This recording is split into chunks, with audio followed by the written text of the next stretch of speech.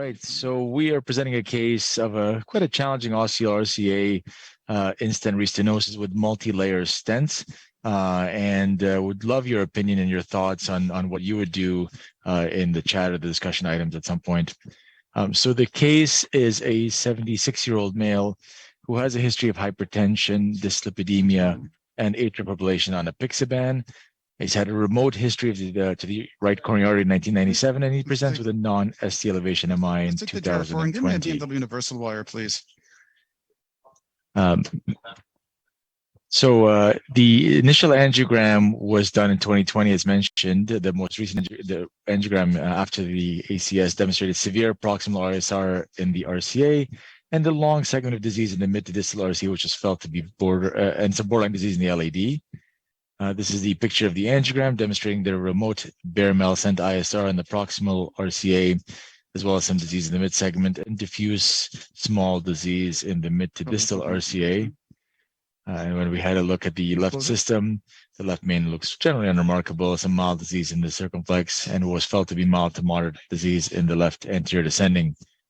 And at that time, he was brought back for angioplasty for bare metal stent ISR, and the plan was a 3.0 by 38 drug-eluting stent, Promus Premier in the distal, 3.5 by 38 in the proximal, and a 4.0 by 12 in the ostial.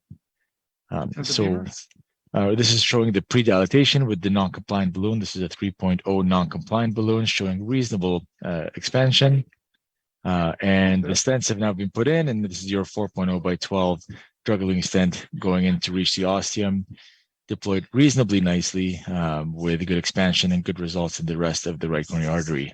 Again, 2020. More images in the cranial angulation demonstrating some disease in the ostial PDA, but nothing of any significance that he was left at that point. He was brought back. At that point, they felt that the LAD might have been significant for staging, was brought back, and FFR was negative. Therefore, medical management was recommended. And this is the final result once again. So unfortunately, he comes back in with a non-ST elevation MI approximately 3 weeks ago, has repeat imaging at that time. His left anterior descending demonstrated progression in his plaque proximally, mild disease again. The circumflex as previously demonstrated hasn't changed much. And the RCA at this point has developed quite significant ostial ISR, as you can tell. That's now a Promus drug-eluting stent inside of a bare metal stent with significant calcification noted at the base and entry of the ostium. And this cranial angulation, again, showing not much different in the mid to distal segments, but that ostial lesion alone, which we felt was a culprit. Surgery was consulted. He was not felt to be a good candidate for surgery, and he subsequently underwent angioplasty of the LAD. And he is here for angioplasty of the RCA. Our game plan for today, this is going to be an attempt at a rotational atherectomy stent ablation with a 1.5 and subsequently 2.0 burr. And then afterwards, we'll be using an OPN balloon followed by IVUS imaging to establish our expansion, followed with a high radial strength Megatron, which we have brought in specifically for this case. We have access to using an 8 French system to allow for easy access with the 1.5 and the 2.0 burr. Although, as you know, you could get the 2.0 burr in a 7 French system, but the 8 allows us more flexibility. We'll go up to back to the case here. Dr. Bruni, you're back on.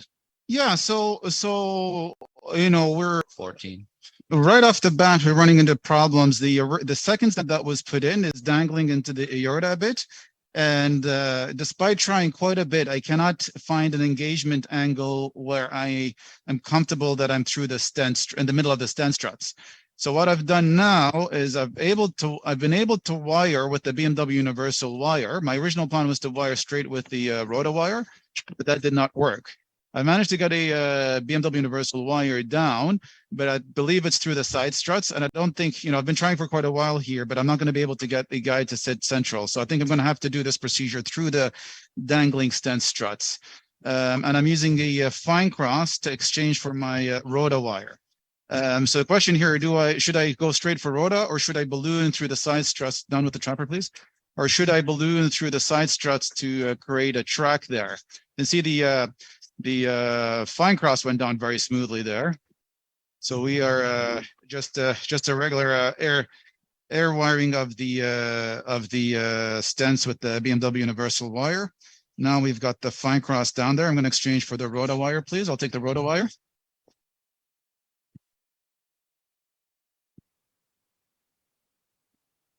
Please. And then yeah, so you've seen the original diagram, Andrew, showing a heavily calcified ostium of the RCA with which seems to be compressing on the stent. I'm not sure if it's erupted through the stent struts or if it's compressing it from the outside, which I think once we've created a track with the 1.5 burr, at least it would be interesting to IVUS and see what the morphology looks like. Okay, so I'm advancing the roto wire down through the fine cross. We have a trapping balloon in place. Okay, this is a extra support flop roto wire. So most of the cases I just use a floppy wire. The classic teaching for ostial lesions where you don't have as much guide support and you want to start rotoing from outside, having the go up there with the trapper, please. Having a extra support wire would be useful. Okay, so we're up with the trap, and we can take out the fine cross there. So Malik, what are your thoughts here? Should I balloon first or should go straight with the rota? You know, typically in this case, if you're not convinced of your location, whether it's through struts or not, you could try to pass a balloon through, although you're able to pass the fine cross through quite easily. I would be quite comfortable going in directly with the atherectomy here. All right. The one advantage, as you mentioned earlier, of course, of some pre-dilatation is you might be able to get some more comfortable imaging with a soft balloon just to allow some flow through. Yeah, no, I'm pretty sure that my wire is through stent struts. It's not through the center of the stent, and I think I just have to accept that. So just trapped out. After trapping out, we need to flush the system. I think I'm going to try packing with the 1.5 burr and see if that creates the track and opens it up. Anyway, since we're comfortable, you can see there it's coming from above. Looks pretty good. Yeah. All right, let's take the 1.5 burr, please.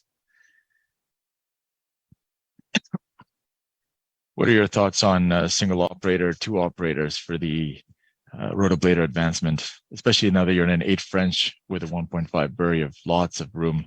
Yeah, I think for advancement, for sure, I think the one operator technique is safer. It's more stable and make sure that your wire doesn't move. And that's become our standard.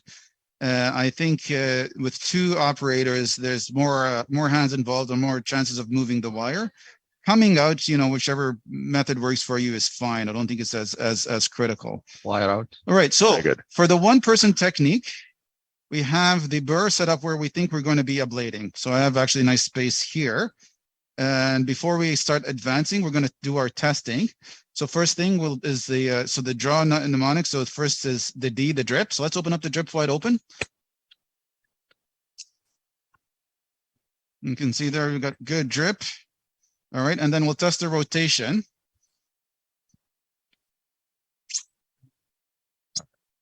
Something wrong here? Stalled. Yeah, we're stalling. Do we have enough air in the system? What's our pressure like in the tank?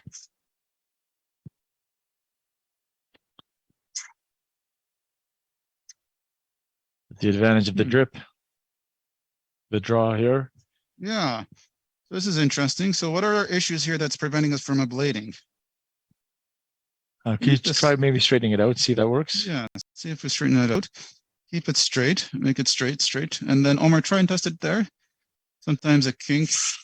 No, there's something wrong here. Okay, just to reconnect everything out and in, and then there's not a lot of pressure on the tank there. Is your tank open to us? Open up all the way. No, other way. Yeah. Okay. So it seems it's got enough pressure there. It's like, yeah. Try spinning. Hold on to the burr. There you go. Okay, that's working. So probably the pressure was on low. So that's important to test. We don't want that happening while we're in the vessel. We'll bring this back again. So then the next letter is the A, which is to check that your advancer is moving. and it's always going to be moving, but also that it's locked. And I always lock it about a couple of centimeters ahead, so that when you're advancing the gear, there's always going to be stored tension, stored action potential that once you start burring can cause the burr to jump forward. So this gives you some room to release that so that you don't get the risk of the burr jumping forward and in training. And then W is the wire, make sure that the wire is out and that the brake is working. So by meaning that when you turn this on, this wire should not move, that the brake gets activated. All right, and I think we've done all our testing, so we're ready to go. We'll get the housing for the wire. So for the one-man technique, I like to get the wire here in the back, the wire through this, so that when we pull back, instead of having the wire over the field, it's housed there. All right, we'll start advancing the burr into the, we have the Guardian here. It's a bigger space. And then to advance one-man technique, you just push and pull 1 to 1. So my right hand is pulling the wire back into the housing while my left hand is pushing the burr in. And this way I have complete control over the wire and the burr position.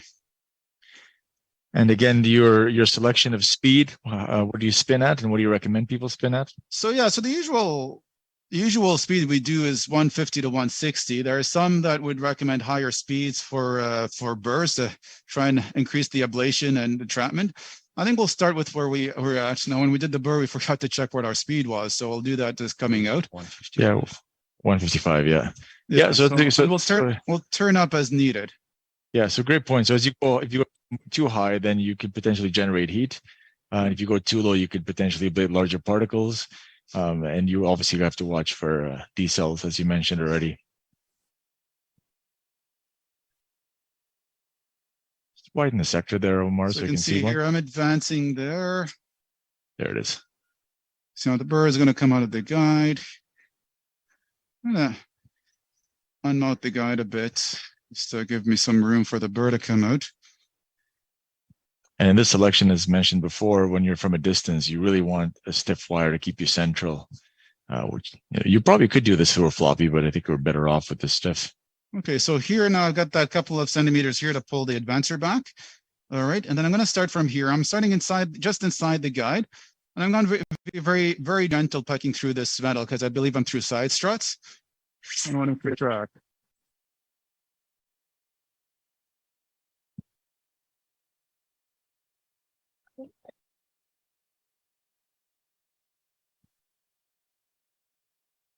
Can we hear the numbers, please? You dropped down to the 130s, so you're definitely stent ablating. Okay. Yeah. So and how long of ablation was that? Run? 12 seconds. 12 seconds. 19. Yeah, Sheila, I want to keep an eye on the speeds and all that.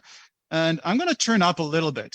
All right. So I'm going to start ablating there without advancing. See, tell us what our speed is there. Sheila, we'll need you to spin us up. So come over here. And then when he spins it, we'll need you to spin up. Just wait till he spins. Okay, go ahead. Wait, Sheila. Yeah. Keep going. 165. Keep going. Just wait. It's a bit of a lag. Okay, give it a bit more. Yeah, that's good. 165, 166. That's good. Good. All righty. I didn't do any ablation there. I just turned up the speed a bit while we're in there. When we're ablating the RCA, there's always issues with heart block, especially with ablation in a stent. Now, luckily, he has a permanent pacemaker, so it's not much of an issue, but it's important to think about ways to prevent or address that, whether you put a transvenous pace wire in, whether you try the pace through the rotowire, or you give aminophylline up front. Short runs is also important as well. All right, we'll go for trial number 2 here.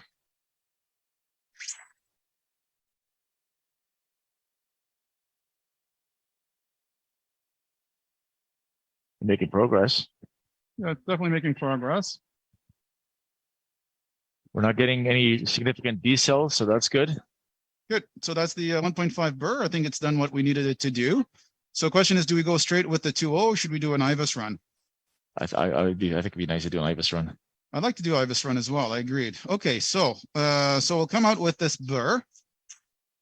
So for the coming out, you can do the one-man technique was reversed. I find it's easier to get your second operator to come over here, Omar, to fluoro for you, to hold the Guardian open and let you know and keep it up so it doesn't entangle on the towel, and let you know when the burr is out. All right, I come out with Dynaglide. You don't need to go in with Dynaglide, but you can always do that if you had resistance. Now you're open. Okay, fluoro there for me. And then to come out, actually, sorry, I should hold from here. You can activate the Dynaglide and defeat the brake from the back here. And I'm basically feeding the wire forward while pulling this out.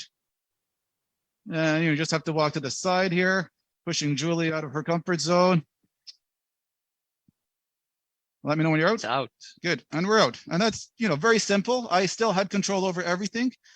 And I think it's easier than the one-man technique, at least in my opinion. Right, let's go over there. And then to wipe this, to take the wire out, I like to pull the wire away from the burr. That way I don't inadvertently pull my wire out. Make one big loop, that's all you need. And that one big loop instead of multiple small loops, sorry, I'm kind of, prevents it from flopping around the field. All right. Let's get a 2.0 burr ready. Let's get a 2.0 burr ready, and let's take the so don't disconnect the advanced. We'll just switch burrs, but let's do an IVUS run here now.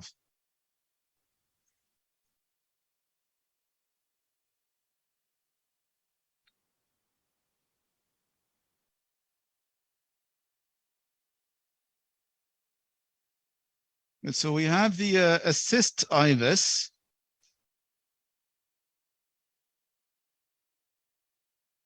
Hooked up.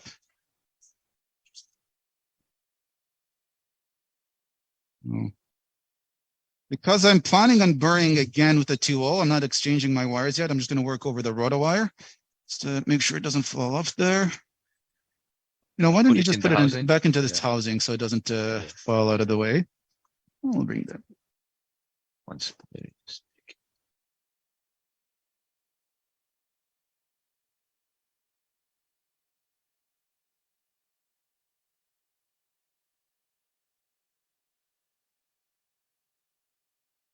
Just let that go off there, Julie. It's just, the wire's held out there. Good.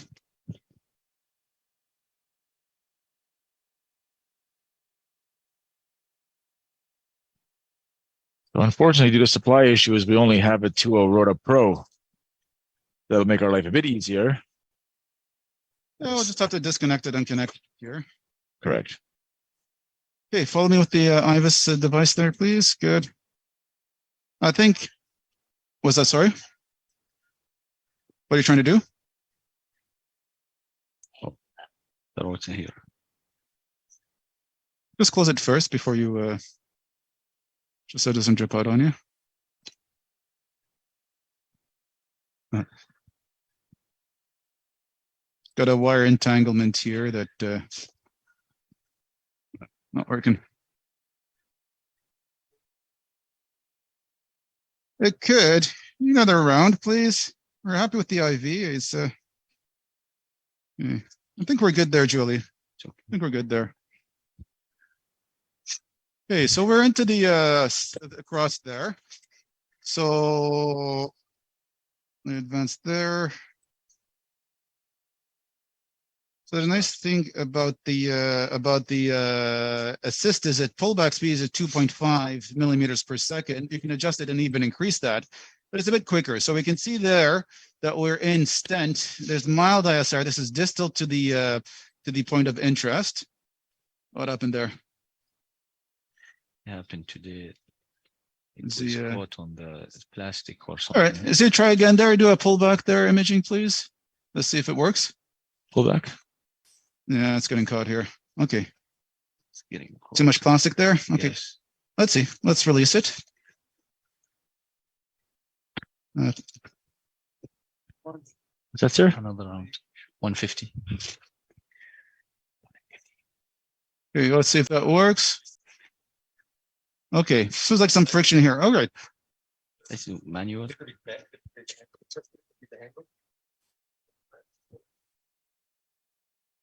And then you go a little bit more distal with all the catheter. Distal with the catheter, distal to the. We're happy where we are. That's all we need. Yeah. I tried there. Yeah. Well, why don't you hit it? Alrighty, we're having some issues here with the pullback. So let's just go live and I'll do a manual pullback. At least we can see what we're dealing with. So you can see there I'm in Stent. I'm just pulling the catheter over the wire.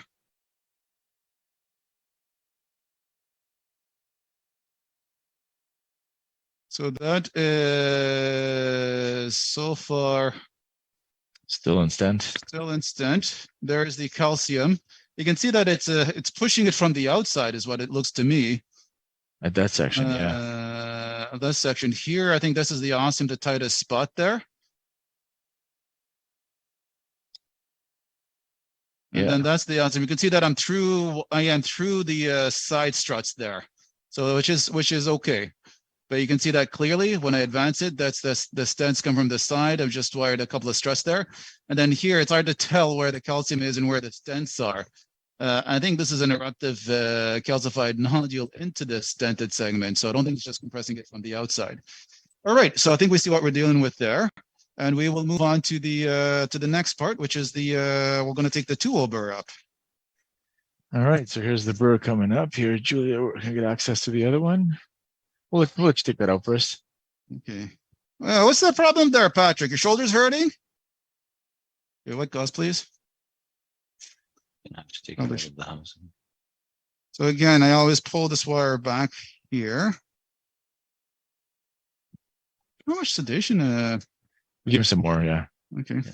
Make him comfortable. Sounds good. All right, well, all right, let's take the 2-hole burr. So now, because now the Rota Pro setup usually just comes up connected, but if you're going to use more than one burr, you still need to learn how to hook it up. So if we can focus the camera on Dr. Cass here, see down there. See what is he doing. Julian, just step back a bit there. Let him. Let me hold. You should hold this, and we'll go through the steps here. All right, sounds good. So typically, as Dr. Alberoni started, likes to be around here. You want to give yourself some slack to move forward, and then you push that in, and that it pulls out the connection. Then I loosen that usually once again. Pull that back a bit, pull the shit in, and then you can expose this copper, which may or may not show up very well. And then what you have to do is you have to pull the copper off, and then you have an interlocking system that just fits nicely in there. Again, it may not show very well on the projection. So this is now the old one, which we are no longer going to use. We'll keep it on the side because it's a beautiful, expensive Rota. Give this to Julia. And then we'll bring the next one in. And then here, I'll give this part there fast and hold on to the burr part. And then what we do is the same thing as before. We'll try to lock these onto each other through my old man vision.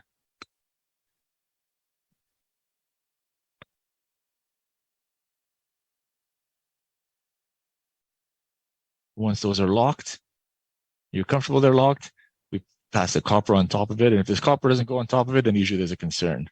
And that's it. And then we loosen this guy once again, pull it back gently, lock it in, and you should be good to go. And let's try the advancement here. Yeah, give me a second. Let me load this on. It's a big bullet here. Yeah, the 2.0 is a monster. Oof. You did that quicker than I can do this.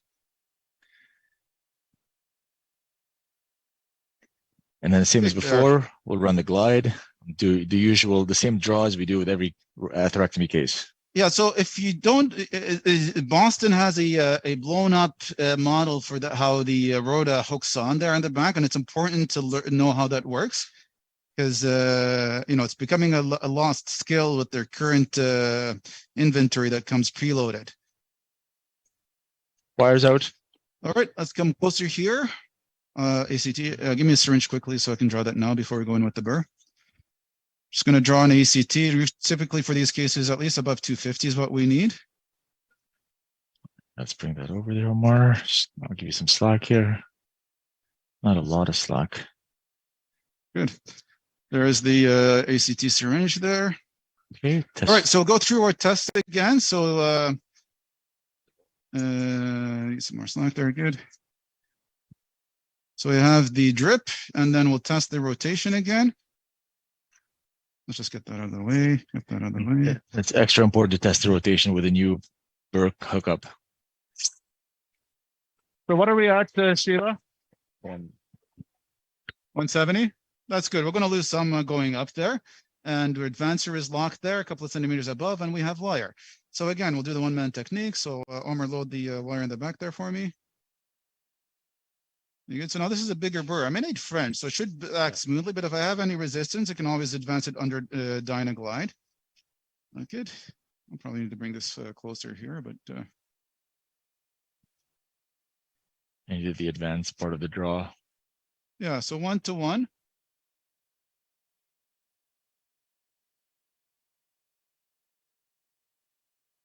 The masterful wiring through the side struts there, Bassam. What's that? Masterful wiring through the side struts. Yeah. I was like, I'm going to take it. I'm not going to give it up. I wasn't confident I'll be able to get through the thing. All right, follow me here. Just bring this closer here. We're a lot of tension here, eh? Yeah, there's not a lot of slack left on the wire. Right. So usually with this one-man technique, once you get closer to the tip, you get a bit more resistance. So, either you dynaglide or just control things there. So coming around the curve and the guy, there is some tension there. But I think I'm happy there. So again, a lot of tension, big burr, come back, release that. Okay, and I'm going to get started there. All right, so Sheila, you ready there?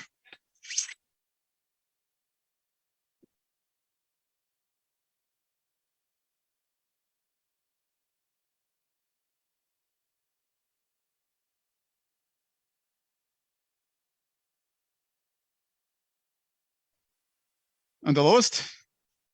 Okay, good. So we've crossed the side struts easily there, but now we're in the tight spot there. You can feel more resistant than I got with the 1.5.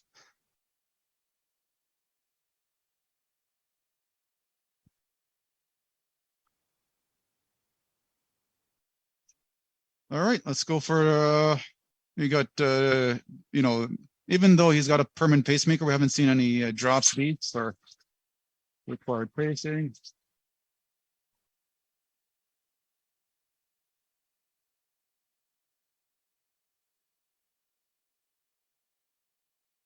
Nice.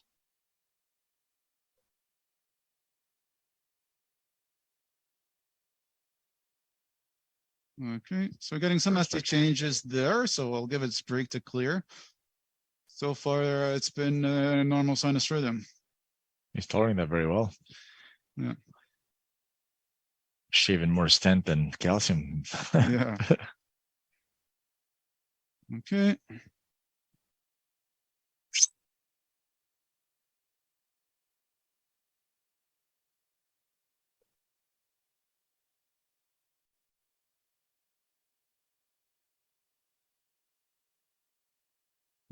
Suck the guide in a bit there.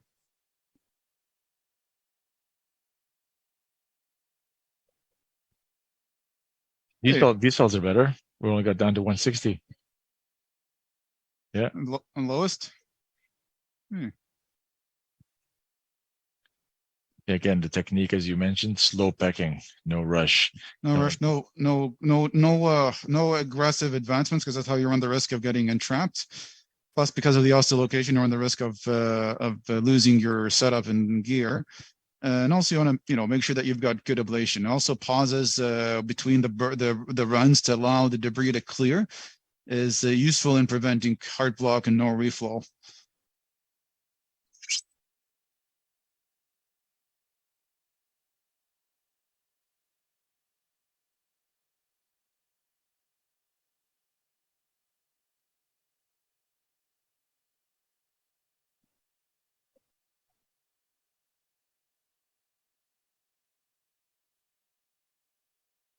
You can clearly tell when you interact.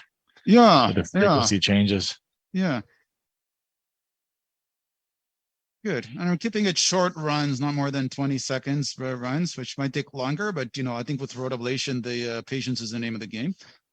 We kind of discussed whether ROTA versus orbital here. So our experience with orbital in Canada is a bit new. Just became available in the market within last year, and at least officially, it's contraindicated in previously stented segments. Now I know that there is experience with the orbital in previous stented segments, but our experience with the rotational atherectomy is much more robust. But if you're more comfortable with orbital in this setting, might be worth trying that.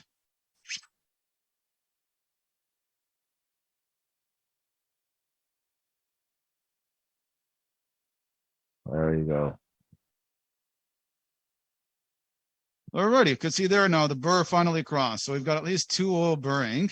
I'm going to do a polishing run, and what I'm going to do is try and advance the guide a bit, just change the angle, see if we get some more I mean, and usually if you've got more leadway, you can try and pull or push the wire to change the angle a bit.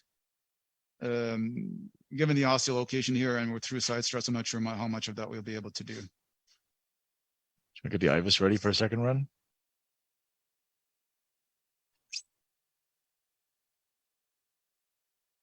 I'd rather not come into the guide, but it's getting hooked up there. There's still some ablation happening there.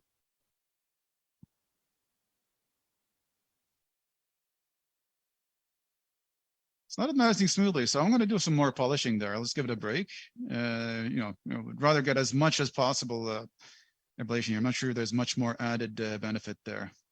I want to see what the problem there was, if we can fix the problem with the pullback, or is it on the Ostial? Just do manual? Okay, all right. Okay, we'll do more wire run there.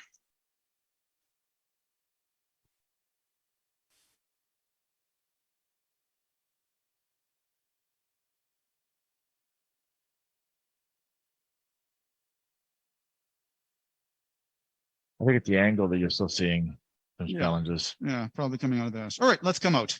All right, so let's do the same thing here.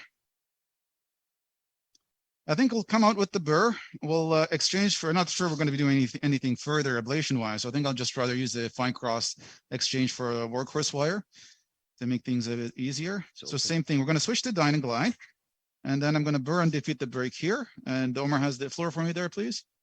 Omar has the Guardian open for us. So I'm feeding the wire forward while pulling this out. So more forward tension. Okay, out. And that's, to me seems to be very efficient and very quick. So I haven't changed my practice there. And again, let's close that. No, that's open. And then again, I pull the wire back. So this way I don't inadvertently pull my wire position. So then we'll take the trapping balloon and the fine cross to go, and we'll put the beamer back down there. All right. Probably should do a small puff there to make sure we don't have anything untowards. I'm not sure we're going to be able to see much with the where the guide is engaged. That looks good there. So we'll do a quick cine there. So you can see we shaved some of it off. We still got a lot of balloon to do. All right, trapping balloon, please. Oh, that chunk of calcium is going to be fun. Yeah. Be perfect for a high pressure balloon. Yeah.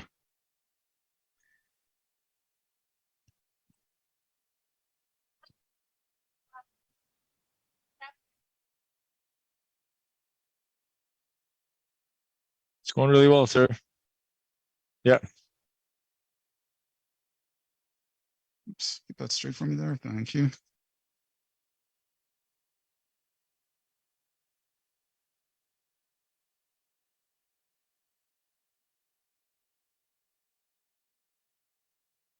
Hey, go up there. I just go in with the trapping balloon, go up to foot 12, and I'll take the fine cross, please. I just go advance it into the second marker. That's usually enough. Now this is a 330 wire, so we would be able to advance this without trapping, but then you have to manage the wire position, and then you'll still need to trap to come out. You could try and do other maneuvers such as hydraulic exchange, dock wire, or even just pulling out and hope the wire stays in place. This is a challenging wiring. Challenging wiring, a very important position. We've ablated through side struts, so we really do not want to lose that position if at all possible, which is why I think doing everything to stabilize the wire position. Trap's still off, right? Yeah. Yeah, it is important. It's going to go until I hit the trap. Okay, hit the trap there. So you can hear a trap tap go down. And now we're holding the wire with the one hand and advancing the fine cross. Moves very smooth, gets down there very smoothly. And yeah, and then let's take that out. I don't necessarily think I need extra support wires here. I just need a wire down there because I'm right at the ostium here. So I'm just going to stick with the workhorse wire. But if this becomes a challenge, we can always do the same maneuver in exchange for a wiggle wire for extra support.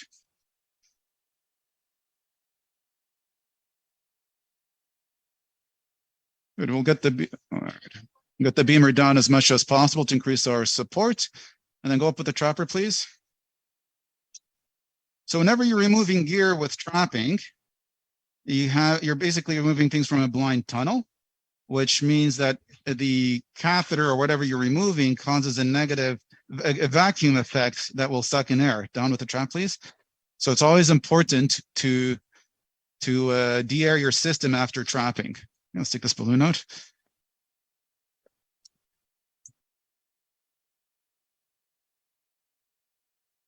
It bled up by quite a bit. So here there's like this Guardian co-pilot system is nice. It's very large, bigger lumen, but it's the one, at least the one we have, is a close on, close off. Could I get a fresh green towel, please? So you have to remember to lock it off every time, otherwise you end up with the pool of blood. Good. All right. So what's next? Do we take the IVUS? I think so. I think it'd be fun to see what it shows. All right, let's do an IVUS run. And compare with the 1.5 and 2.0 findings. Yeah. See if we touch that calcium inferiorly. And then I think next we'll probably do a measure of the vessel, but I think I want to take an OPN balloon. Agreed. Try to see how much, get as much expansion as we can. 4.0. Yeah, we have a 3.0 or 4.0. They technically want to undersize a bit, but I don't think 3.0 is going to be enough here. So I think we'll just take the 4.0 OPN. Thoughts on shockwave here? I think shockwave is a great option for the ostial lesion fibroelastic. You know, you're going to have good expansion theoretically. We know the data compared to OPN is relatively equivalent, so comfortable with either option. The team tends to prefer the OPN start. Yeah, I think with these ostial lesions and eccentric calcium, that I feel better off with OPN. I don't, if it was concentric rings of calcium, then reduce. So that's the vessel distal to the lesion, and that's 1, 2, 3, 4. Are we recording? Oh, yeah, we're recording there, Bassam. If you want to do the pullback manual. So I'll do the manual pullback here.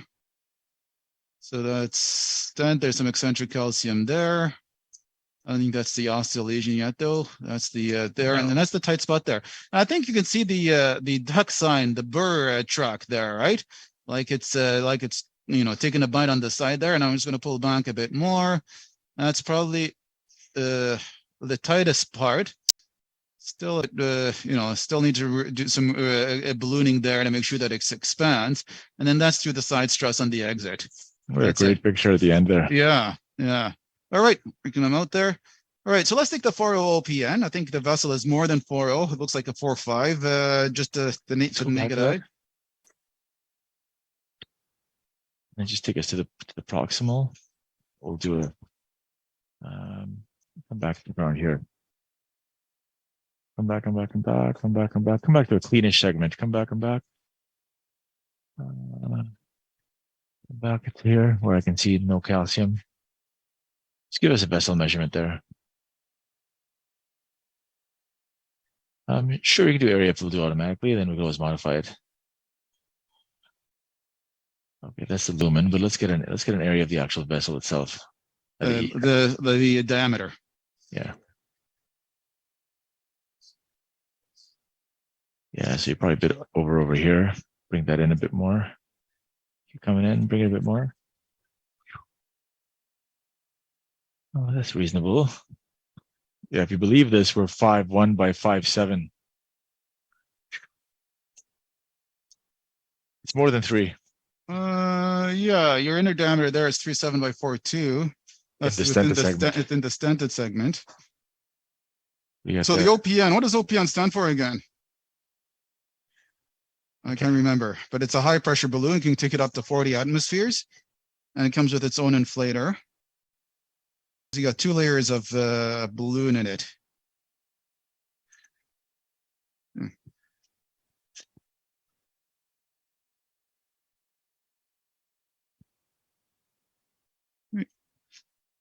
Good. That's in. Up there, let's see where we are there. Make sure we hit the spot. We're distal to it for sure. We can probably go up there. Just go up there to start there. Just go up there to 20. It's not the major point of interest. Good expansion there. 20. Good. So that part seems to be expanding well and down. 20. And then I think that's the tight spot. Gonna get my guide out there a bit. Hey, go up there.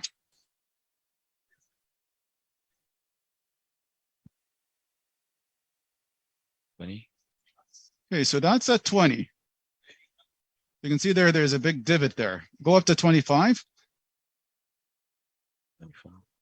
28. 28. And 30. 30. And then come down, and I'm going to pull it back just so we can have it more centered there.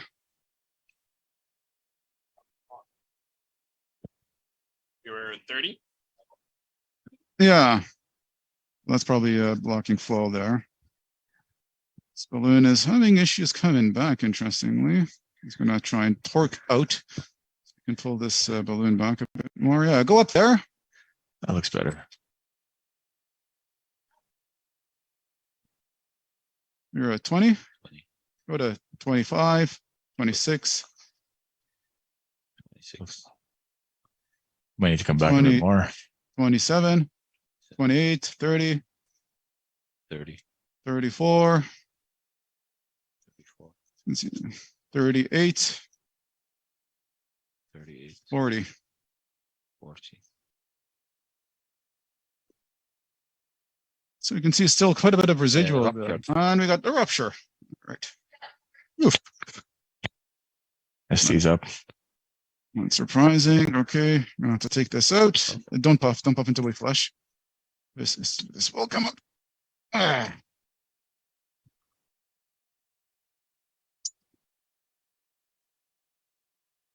Let's hold flush, see what we're dealing with. Just don't open it. Rupture at 40. With syringe, please. So yeah, the OPNs do rupture.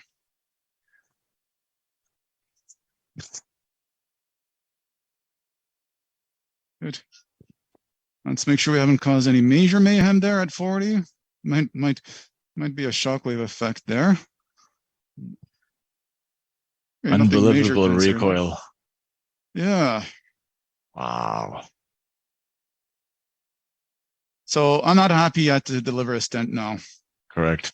So should we take an undersized OPN, the take a 3.0, see if we can crack up a bit more? Or take a 4.0 OPN and try again? Just longer inflation? Or change strategy. Or change strategy. Shockwave strategy.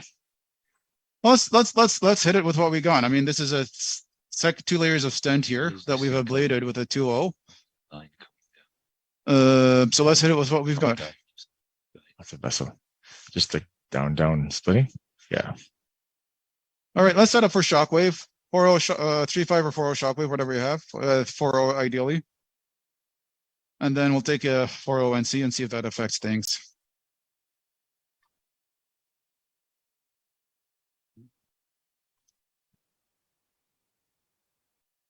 Alrighty.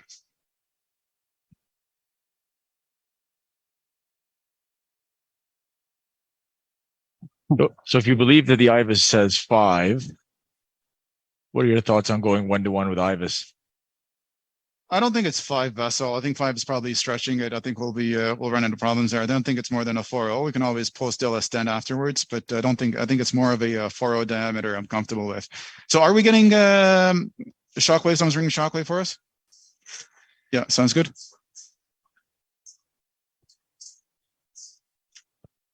What was the last ACT? We drew one earlier. 233.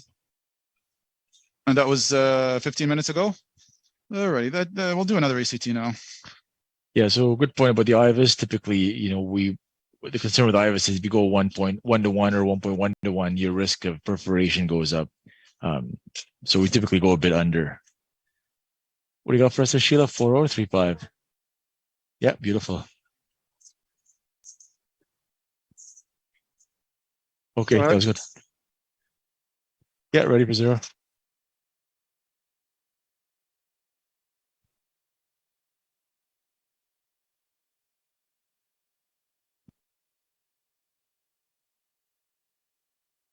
If you go to the last image, you can see the stent.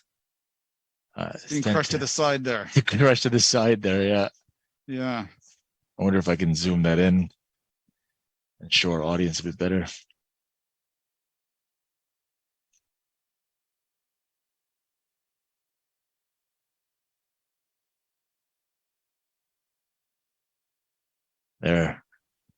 Yeah, Look at yeah. You that. can see the stents being ballooned and crushed to the side there. So that's where we entered the side struts. Okay, ready? Neat case. Yeah. I think Ostial RCAs warrant a lot of respect. And they're calcified. You know, a lot of our modalities don't really work well here. Unfortunately, he wasn't felt to be a good candidate for open heart surgery, and that's why we're here. And since this PC under the LAD is extremely symptomatic, I mean, one option if we can't get good expansion here is DEB it and bring him back for a surveillance. See if we need to top up ballooning. I don't think putting a third layer of metal here is appropriate if we haven't had a reasonable expansion. Yeah, whenever you're at the aorta-ostial junction, you're fibroelastic and you're calcified and you have a lot of recoil. RCA, for some reason, tends to be much more misbehaving than the left main, as you mentioned. What are your thoughts on a cutting balloon? That's a good thought. I don't know if the cutting balloon will be able to transmit force through the layers of metal, though. To reach the eruptive. Yeah, which is part of why I was interested in the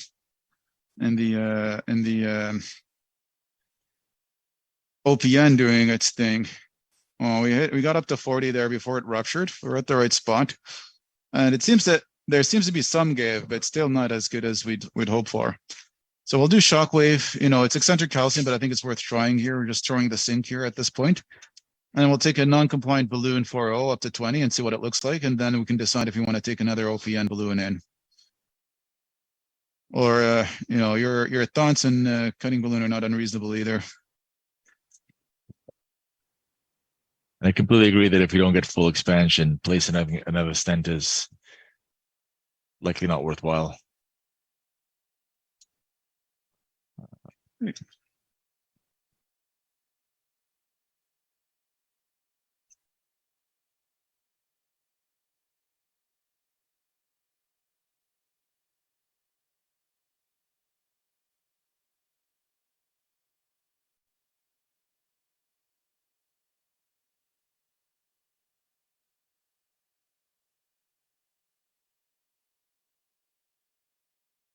You got the wire?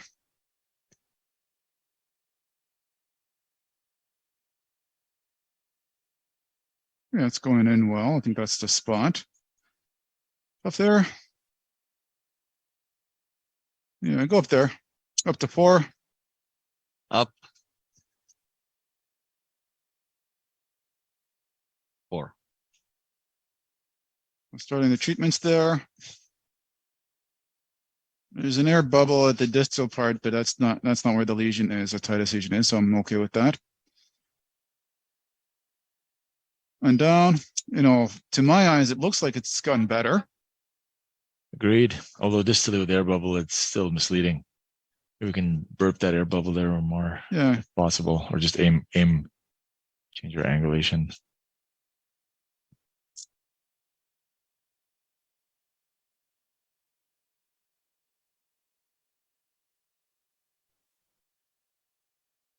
Good. What was it? Go negative. Up there, Julie. Give you a bit of cranial here. There's still a lot of calcium. Yeah, it's more proximal. You got the marker there, so we're yeah, go up there again. Up. 4. Or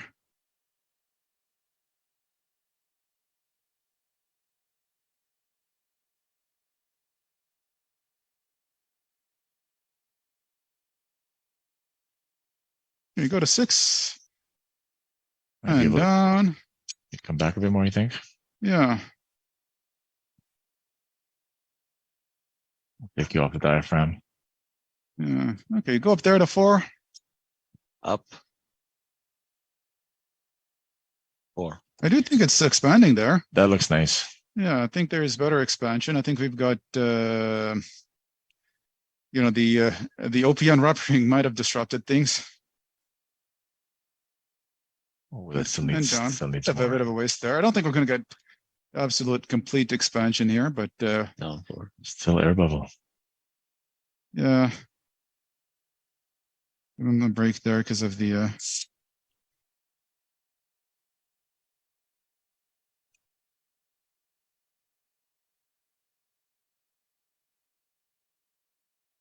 okay. And then go negative. And go to 4. 4. I'm going to use the whole pulses here, right? Just to might as well get our money's worth out of it. I think we're at the right spot. That looks beautiful there. Yeah. It does look. I think it does look better. And down. Yeah, much better. The air bubble is getting away. Yeah. So it's interesting. The times we've used OPN in this scenario.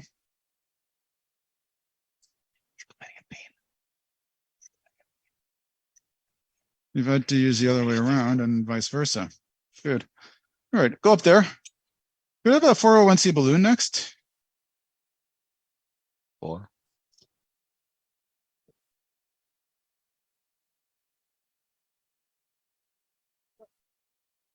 Uh, 20 should be good. Good. And down. Give a bit of a breather here. We see the STs are going up. I'm assuming that's just an occlusive effect of the ballooning. And he's feeling Very, it. very low tolerance to ischemia here.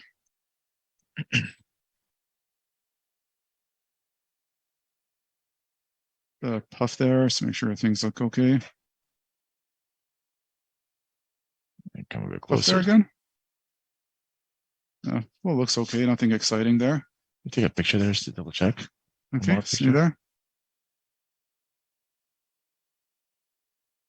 What's going on in the mid there? It's just imaging.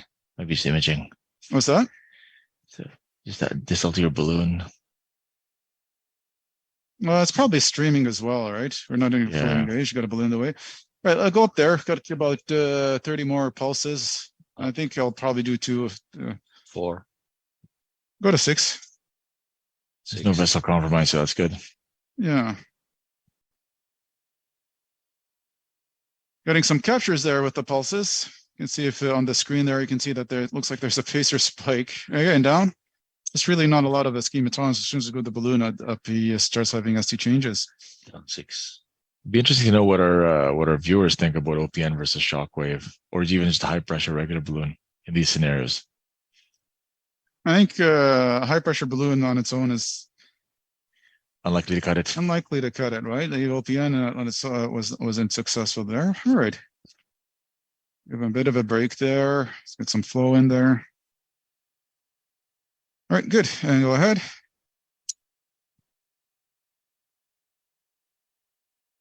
Six.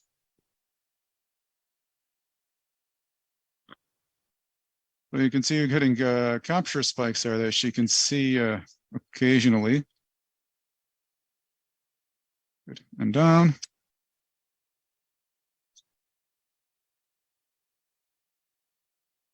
We're down to our last 10 pulses. You know, whether or not we need to go all those pulses, I don't know. But given the type of lesion here, I have given everything I can.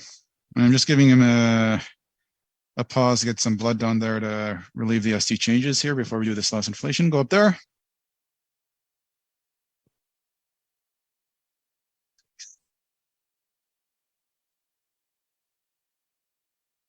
Beautiful pacing. Yeah.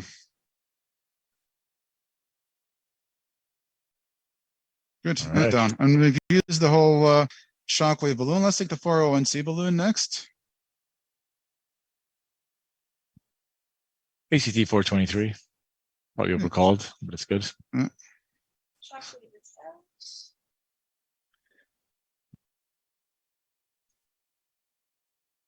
It goes, please.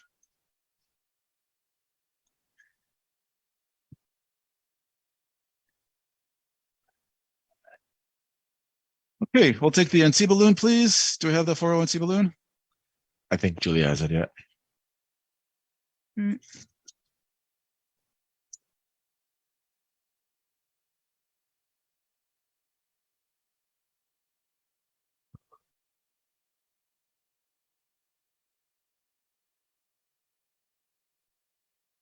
Put the lower bar back there for me. Good.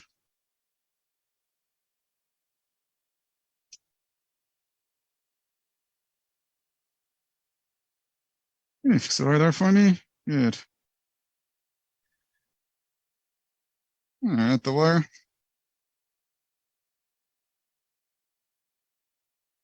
Okay, so I'm going to come out gently because my guide is sitting off course. I don't want to, but support here is not an issue. Probably a combination of the 8 French with the long sheath and the also location of the problems and the ablation causing, allowing us a nice clear track. Okay. Good. Alrighty, let's go up there. So up to 20. 20. I'm happier. I'm very happy. And down. Ruptured.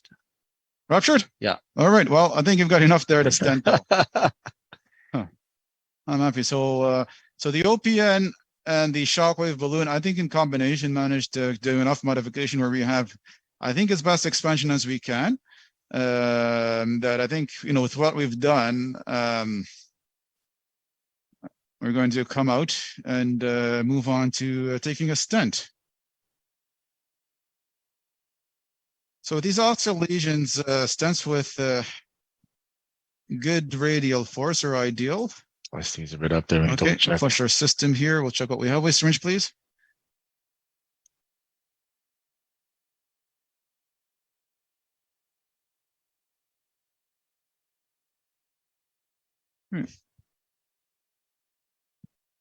Puff there.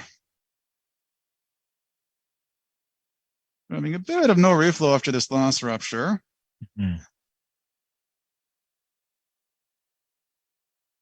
Move this wire in a bit. Oh, that's all right. Is any there?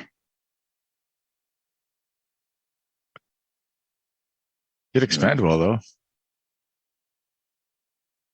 Yeah, I think if we IBIS, it's going to be some recoil, but with the balloon, I think that's the best we're going to get. I think it's time to put a stent in. What do you think? I think so too. All right.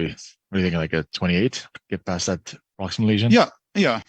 So we have a 4028 Megatron stent. It's I think it's on the CTO card here, or I must have removed it. Oh yeah, right there.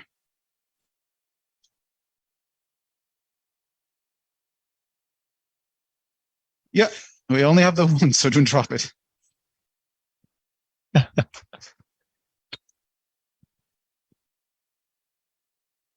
So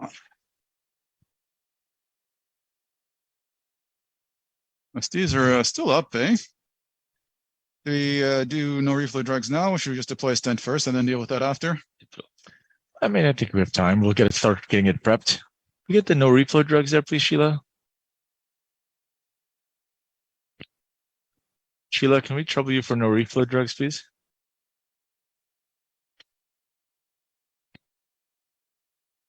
Sure. So now positioning this is going to be challenging. We have to make sure that we cover the ostium. That ideally we don't want to dangle too much. So if we have do any touch-ups in the future, we don't have to come back.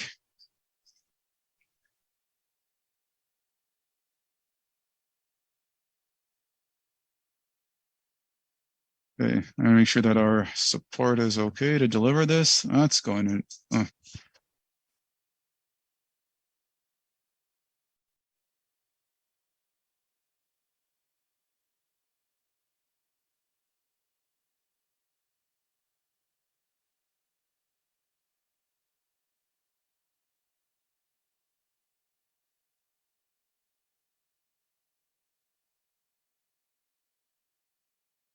What we've learned from the TAVI literature Doesn't work. Is that the Ostial RCA has much more variations to where it is. Typically, it's in quite an LEO cranial as opposed to the left system. So it's somewhat tricky to find the ostium. Often we're in the LEO 40, cranial 10, 15 range. All right, let's do that. So, puff there. Okay, let's do a cine there. Are we happy there, or should I come back a millimeter? Yeah, I'd probably come back a millimeter. I'd come back, yeah. not much, but probably a millimeter. So instead of pulling and pushing, I'm just torquing my guide out, and that pulls the whole system with it. So you get more finesse in terms of control.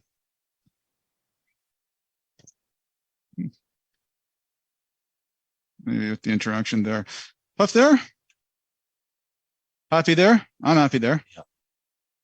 Let's do a cine there, just to show audience. I think that's nice. good there. Go up Looks there. very nice. Up on the stent. Go up to 18, 20. Beautiful. 20. Good. That's very nice. Good. Alrighty, and down. Down from 20.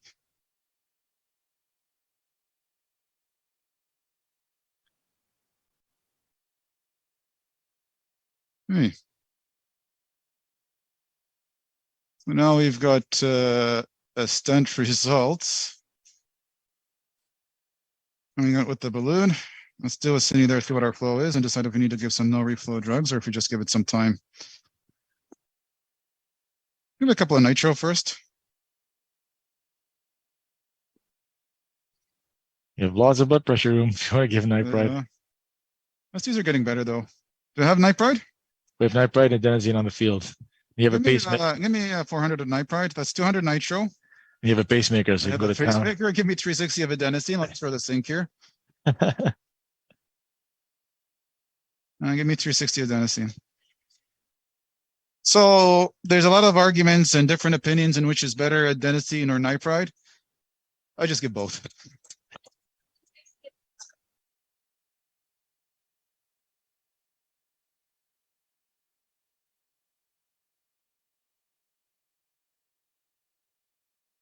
And then if the pressure drops quite a bit, you give epinephrine and things get better. And the monitor here, the EKG, the STs have improved. So I'm pretty happy with that.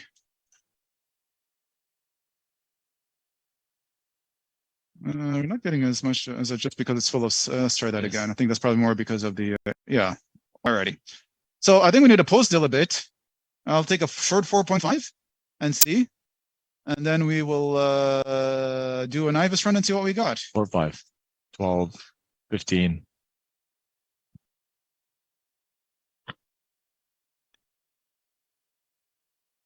Well, it's good. But yeah. Yeah, nitro nitrite and adenosine, 400 nitrite, yeah. Yeah.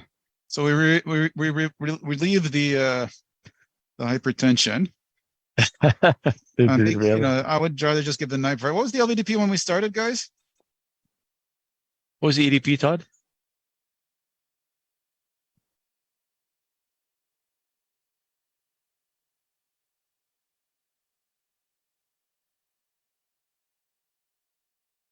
Yeah, lots of room. 15. Yeah, so we give him some fluids. This pressure's coming up here. Let's give him half a liter, please. Good. All right, they got the wire here.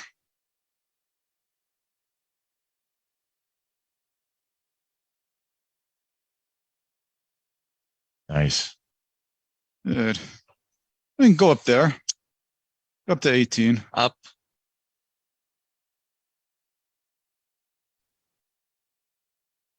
$18. 20. 20. What is their water there? And down.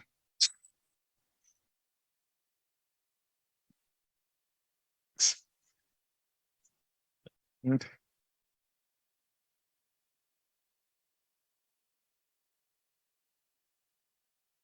Again, to get the ostium, it's more torquing out than pulling. Often a combination of both. Yeah.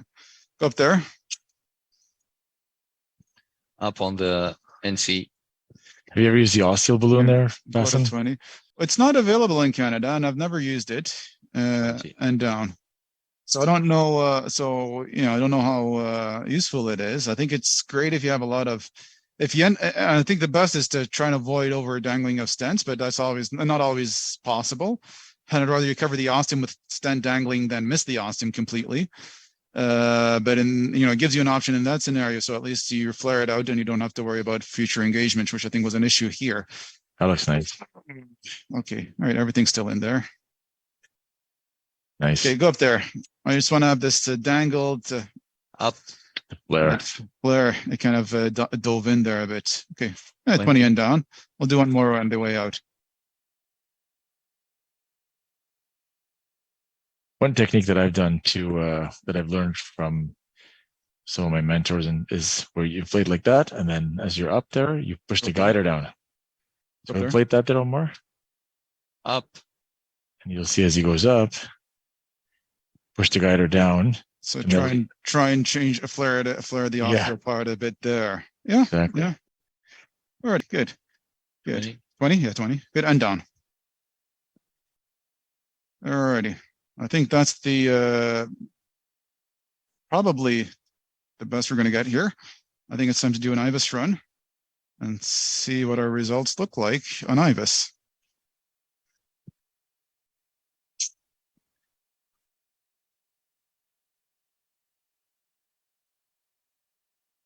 Look, Gus, please.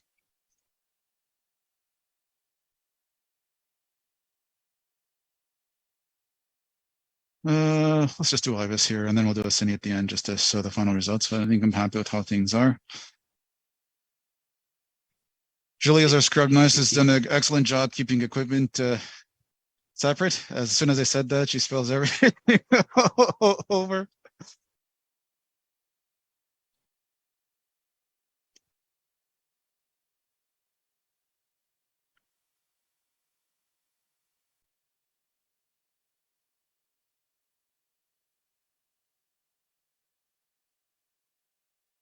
Hey, I got the wire. Are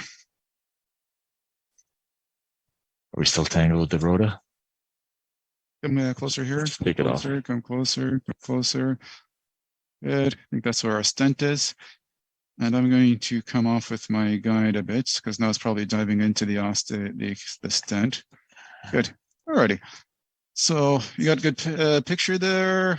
Oh, what's it? Some air. Okay. Just flush a bit there. Good. Yeah, a little bit better. Good. Okay. Alrighty. So that's I think that's where the old stent or maybe the new stent is. We'll see when we pull back.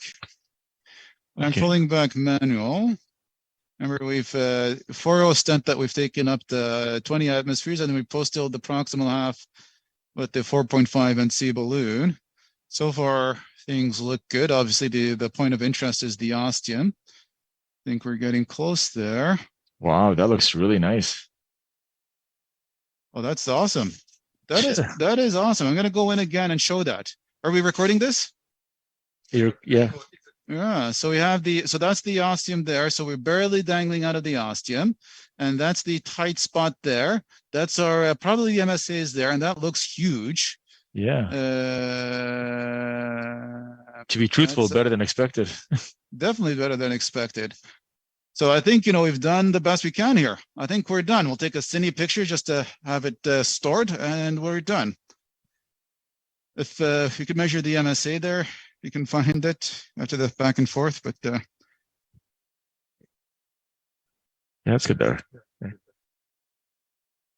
need an 8 French angel seal, please. Got that, Julie?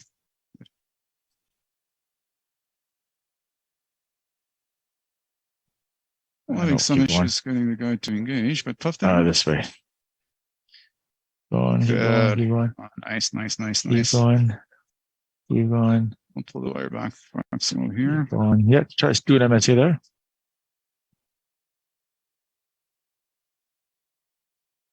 Beautiful. I think we showed this who's boss. 13.5, very good. This is the aerial where usually if there's a residual narrowing, we look the worst. Yeah, do that. We got 13.5 MSA here. That's wonderful. Yeah, you can see in the yeah, that's awesome. That's good. Good. See there. So okay, we're done. So I'm assuming we're not live at this point, but we're still recording. So I'd like to thank the team here, my colleague Malik Kass, Omar Ismail, our fellow extraordinaire. Julie did a great job scrubbing there up until the end there. Sheila circulating. Thank you. Todd in the back there, teching, and Prem keeping great control of the radiation. I think, you know, this was a really good, I'm pretty happy with the final results. This is an ostial severe RCA lesion that was heavily calcified with 2 layers of stent. We, with that type of scenario, you really need to ablate, try and debulk metal and calcium. We did a 1.5 and then a 2.0 burr, went very smoothly. We took an OPN to expand, and a 4.0 OPN ruptured at high pressure, and there was still quite a bit of a residual, so we opted to take a shockwave balloon. Now, ideally, shockwave works well in circumferential calcium. In eccentric calcium, it's not always predictable, but I think this case shows that it's not always a wash, and it worked great here, probably a combination of the ruptured balloons as well. And then we're able to stent with the Megatron stent, which has more radial force. And based on the IVUS, we have an MSA of 13 millimeters square. So I think with all of that, I think we've got a very good result, and hopefully this should endure and relieve this patient from his angina. Thank you everyone for watching. We'll do a final ACT. Thank you.